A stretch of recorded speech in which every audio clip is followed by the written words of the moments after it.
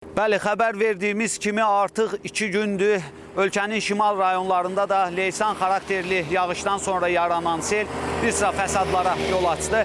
Ən ciddi problem Quba və Şabran rayonlarında yarandı. Belə ki, hər iki rayonda körpülər, eyni zamanda həyətyanı torpaq sahələri və bir neçə evə sel suları doldu. Hazırda aidiyyatı dövlət qurumları tərəfindən həmin fəsadların aradan qaldırılması istiqamətində işlər aparılır. Belə ki, hazırda biz Quba Qonaqkənd yolundayıq və gördüyünüz kimi burada ağır texnika vasitəsilə sel sularının yolun hərəkət hissəsinə tökdüyü torpaq kütləsi yoldan uzaqlaşdırılır və nəqliyyat vasitələrinin normal hərəkəti təmin olunur.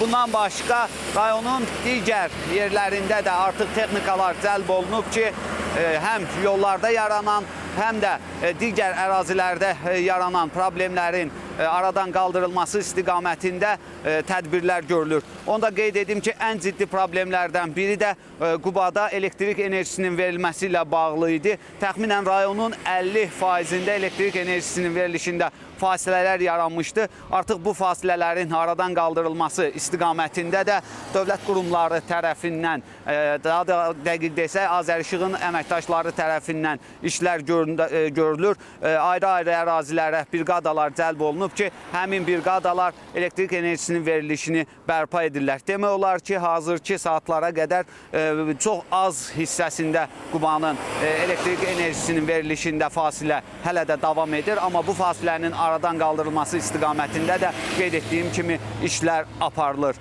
Bizdən hələlik bu qədər. Buyurun, söz sizdədir.